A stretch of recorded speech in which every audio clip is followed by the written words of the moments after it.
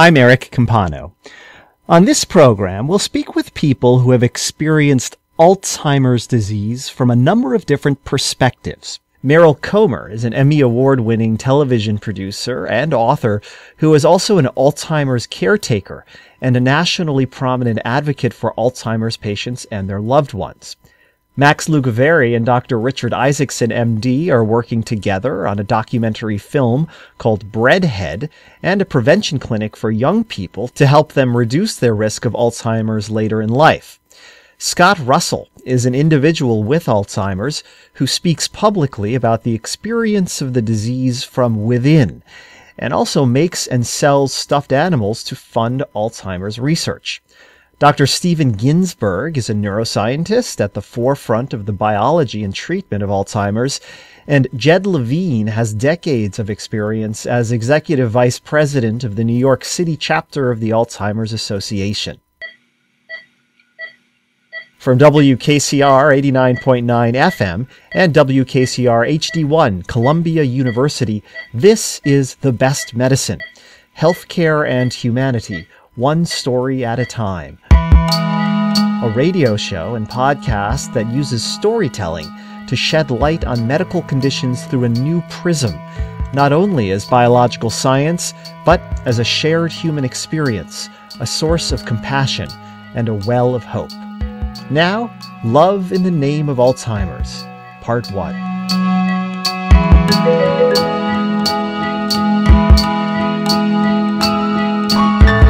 Alzheimer's disease is a chronic dysfunction of the nervous system that usually starts slowly and gets worse over time. The most common early symptom is difficulty in remembering recent events. As the disease advances, symptoms can include problems with language, disorientation, mood swings, loss of motivation, the inability to care for oneself, and behavioral changes. Gradually, Alzheimer's patients can lose their bodily functions, and this ultimately can lead to death. The average life expectancy following diagnosis is 3 to 9 years, and as a person's condition declines, she or he often withdraws from family and society. The United States Census estimates that nearly half of people above the age of 84 have Alzheimer's disease. Therefore, with our aging population, Alzheimer's raises important questions about what it means for human beings to care radically for one another, and also about embracing the transitory nature of mental clarity. On a beautiful, bright Sunday in Bryant Park, in the middle of Manhattan, we asked visitors from all over the world about their experiences with Alzheimer's.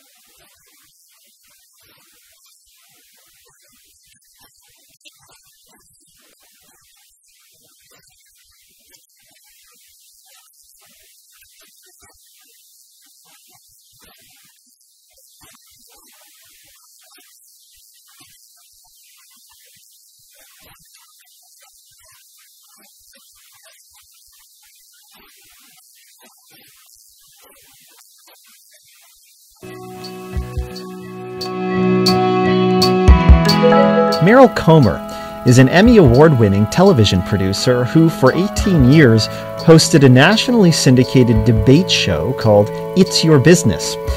In 1996, doctors diagnosed her husband with Alzheimer's. and her life changed profoundly as she moved into a caretaker role for him. She has since become the president and CEO of the Jeffrey Bean Foundation Alzheimer's Initiative, as well as written a book about her Alzheimer's experiences named Slow Dancing with a Stranger. We had the chance to speak with Meryl Comer during a presentation of her work in Larchmont, New York. There's a moment in your book where you talk about where you're feeding your husband, and you're imagining the taste of the juice being sweet, and you're imagining that he's feeling the pleasure of the juice, but you don't know that he is experiencing that. And that moment, among many others in the book, was particularly poignant because it got right to the heart of what seems to be a lot of the subjective experience of the caretaker of Alzheimer's, is you have to find some way to try to put yourself in the experience of this person where their experience is so radically different from your own. And I would like to hear you just sort of reflect upon sort of how you have negotiated those moments. It's over time, and you're always searching for a way in, a connection. And you need to be with a loved one in the moment. In the early stages, you'll have moments of clarity, and then they're lost.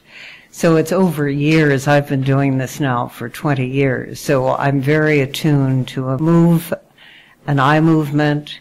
My husband hasn't known who I am for about 12 years, but I know that he knows my touch. I can comfort him by my presence. And if that's what it is, then that's what we do. But you have to really pay attention, anticipate, and then go with the moment. You can't write the book. You have to feel it, and it changes. It changes in the disease. At one point, I was my husband's arch enemy because my husband was in denial into the disease. He shadowed me because I was his point of reference for stability.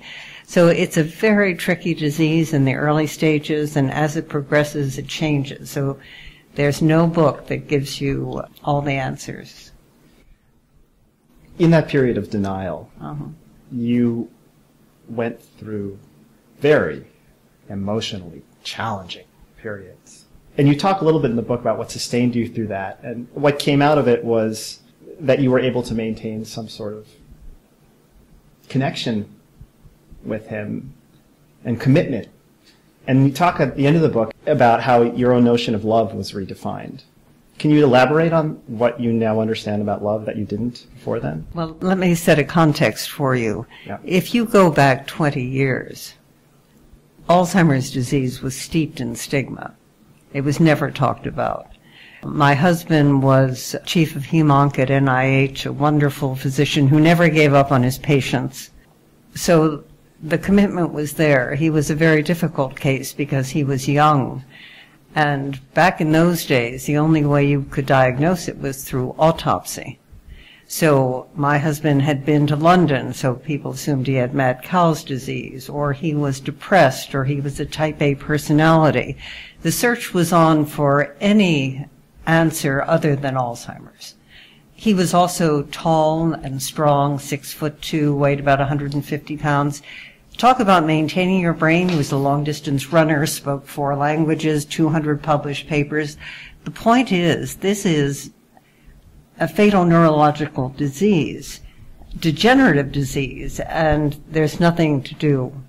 And 20 years ago, there was nothing. I was told my husband's personality changed, and first it's behaviors. He became very aggressive. And that was a point where I literally had to dance around a man, which is really how I got the name from the book. But all the way through the disease, I am dancing with a disease. I don't know how it's going to unfold, and I'm managing in the moment with my husband. Love defined, I always respected the fact that my husband was dedicated to his patients. He had a passion for his research and his medicine. And family came second, quite frankly. But even with that, I think everyone deserves to be cared for, even if their disease is without hope. and my husband would have been restrained and over-medicated.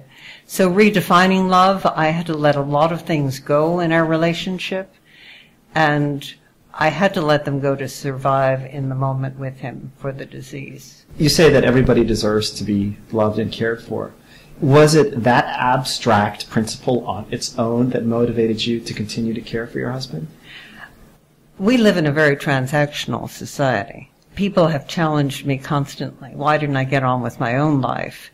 But I was also a journalist, and I had been in facilities and looked at facilities, and I could not see what was going on. And the fact that most of the care was run for the management, not for the patients, or the ultimate victim, neglected, they don't remember, abused, they forget.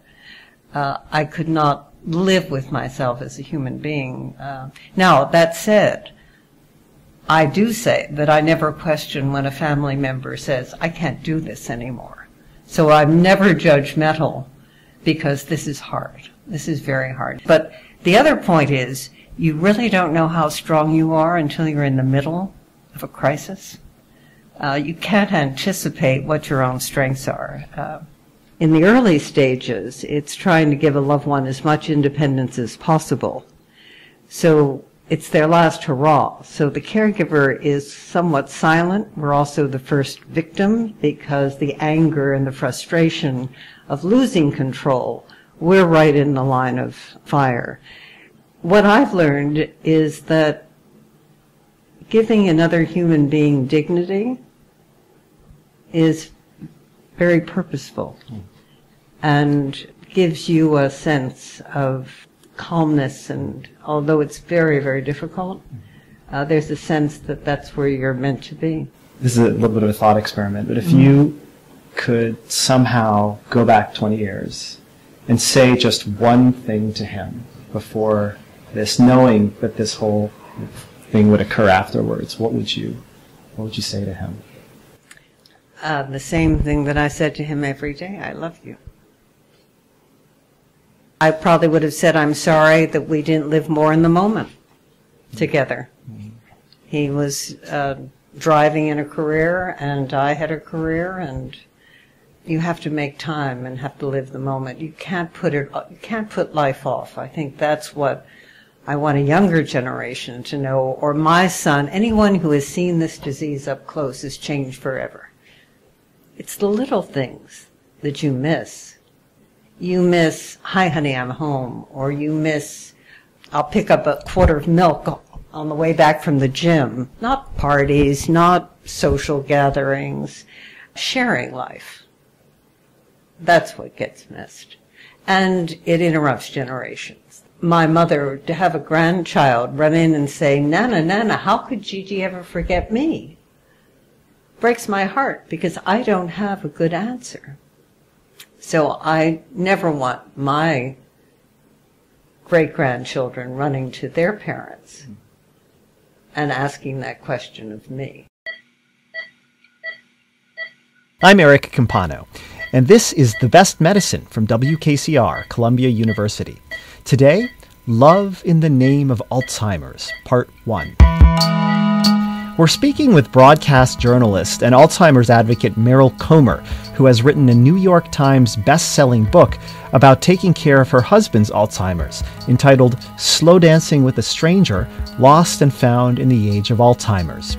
In a moment, we'll speak with another Alzheimer's patient, Scott Russell, who talks about how he uses humor to deal with the disease. But first, let's hear Comer's perspective on the very difficult question of how a person can react if he or she is given an Alzheimer's diagnosis. On television, Comer was shown opening genetic testing results that said that she has a chance of developing the disease. If you found that this was the case and that you started showing the first signs of the illness and somebody said to you that they may have suspected, how would you prepare yourself?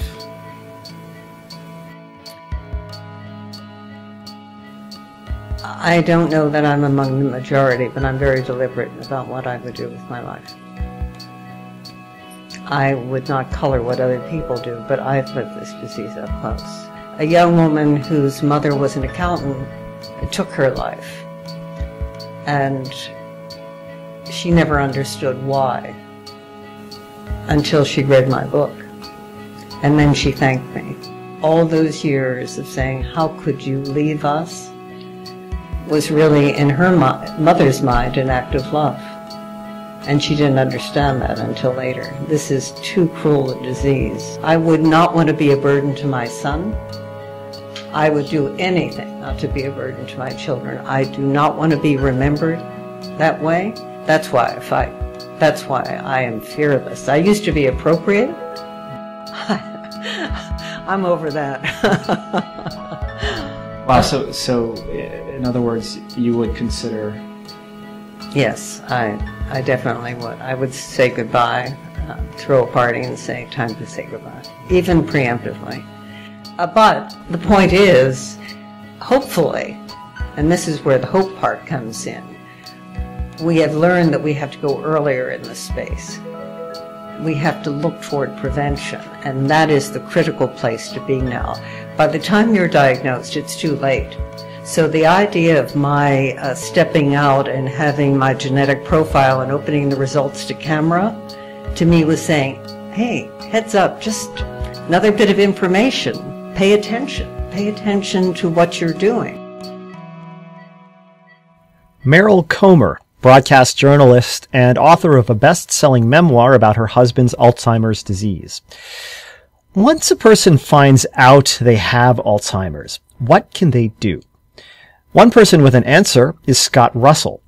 He was diagnosed in 2009 and has been a member of the Alzheimer's Association National Board of Directors, chair of its 2014 Advocacy Forum, and an Alzheimer's Congressional Ambassador for the state of Connecticut. We caught up with Scott Russell at his home in Ridgefield, Connecticut. He has spoken publicly about his use of humor as a means of coping with Alzheimer's. Give me an example of how this has actually manifested itself, this humor. Well, not everybody has a sense of humor, but I think that's one way to break through the barrier. And what I do is I'm very upfront about Alzheimer's, and I'll talk about it. And everything from, making jokes, being self-effacing. I'll give you one example. I still play soccer at my old age here, and it's with an older group.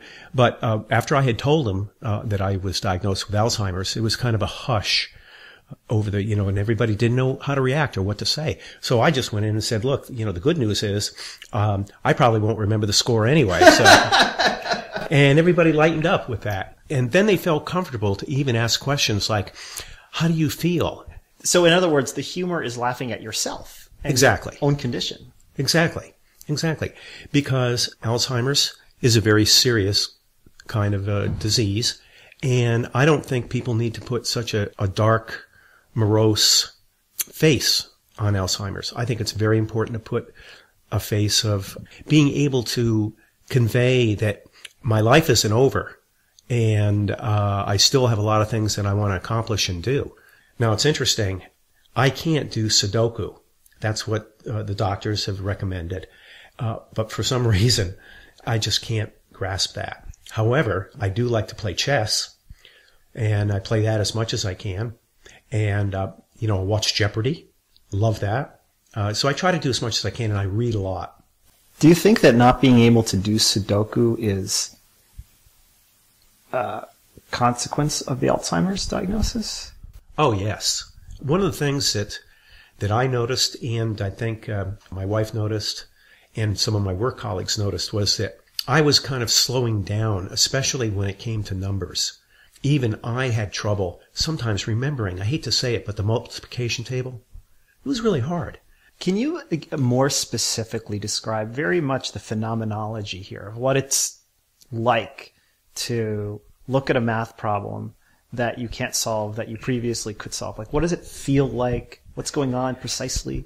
It's very frustrating. And for me, I was trying to do long division. And I had a hard time trying to do that. And I would try to then go backwards, trying to figure it out, because I would come up with different numbers. It was really hard. So in other words, if you saw 8 divided by 4, what happens? I would come up with the wrong number.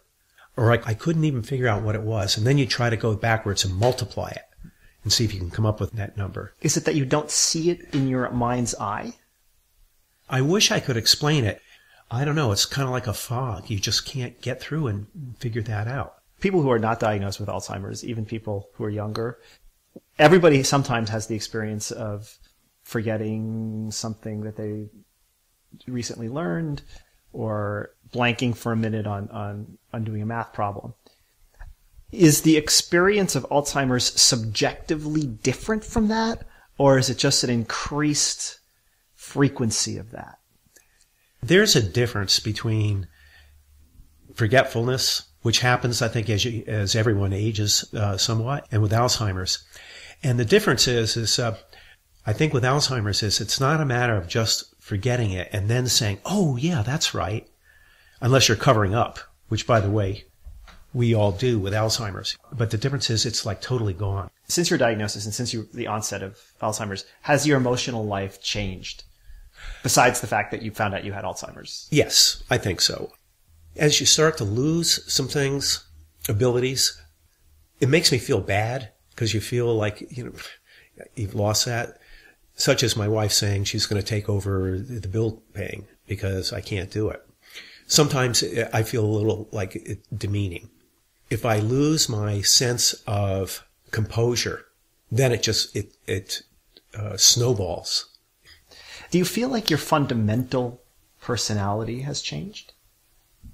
Oh, I think a little bit. Yeah. I'm still pretty outgoing, but I was always outgoing before. And I think at times maybe I'm a little hesitant to offer up opinions, because maybe I'm losing a little of my confidence. And that goes from everything when you're sitting around talking about who's going to be or should be the next president to, what's happening in the Middle East. You feel a little bit reluctant because you don't know whether you really kind of have it all there together yet. Is the future something that you think about? Do you try to block out thoughts of it? Do you think about how you're going to engage in it? Yes. I try not to think about it too much. I try to think, what I think about in the future is, what do I want to get accomplished? What do I want to do? I do also have a bucket list. And there are some places I want to go. My big one is Machu Picchu, Peru. Ooh, yeah. I really want to go there. I happen to have read enough about it where I think it's a very spiritual place. It's also, I want to hike part of it, which you can do. You mentioned spirituality, and I'm curious, what has Alzheimer's taught you about the bigger questions about life? Oh boy, that's pretty heavy stuff, Yeah. Eric. Do you want me to be more specific, or do you just want to roll with it? Really, why don't you give me a little bit more specificity? Well, and I'm bringing this up because in one of your interviews you said that one of the things that people have trouble talking to you about is death, right? Right. And this is something that we have trouble talking about across the board in society. Have thoughts about what it's going to be like changed? Oh, I've always felt that death is just part of the normal flow of life. And I've never felt really afraid of it. And I'm less so now because I kind of, I've really come to terms with knowing that it's part of the, the ebb and flow of nature and of life. But I do know that what you do in this life matters to people that are still around after you're gone. And that's how sometimes your impact carries on. This part of your life has somehow taken on more acuteness. Oh, it does. Absolutely. I get up, and if it's pouring rain out, I don't sit there and say, oh, ain't it awful about the rain. I look at it differently, like how it's beautiful and maybe how we need the rain, and I enjoy it. And that goes for everything else when I try to get up in the morning and look out. I thank God for getting another day that I can enjoy. Now, has this changed? I mean, were you the kind of person who would complain about the rain before you got Alzheimer's? I don't know if I complained about the rain, but I'd be so busy and involved with other things that, it's like, oh, it's raining because now I have to get to the train station earlier, or I'm going to get soaking wet trying to walk down Fifth Avenue. And now I look at it very differently. I think all of us get so wound up in day-to-day activities, the minutia. And yeah, you always have to handle some minutia, but maybe we have to simplify our lives more. Simplify. Yes, absolutely. Start to realize what's really important. So in other words, Alzheimer's has scrubbed away the unnecessary worries? Yes, I think I've become more mellow.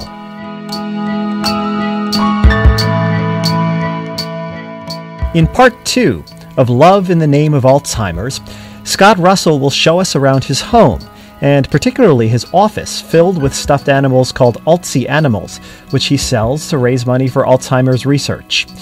We'll also speak with Max Lukaveri and Richard Isaacson, MD, who are teaming up on a documentary film and project to help young people reduce their risk of developing Alzheimer's.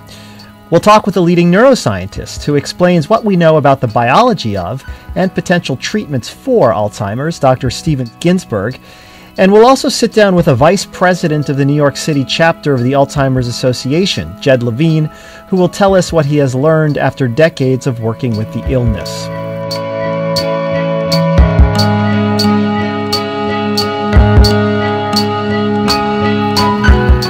The conversation continues at thebestmedicineradio.com. You can read a transcript, leave your comments, and learn more about the guests and resources mentioned in this program.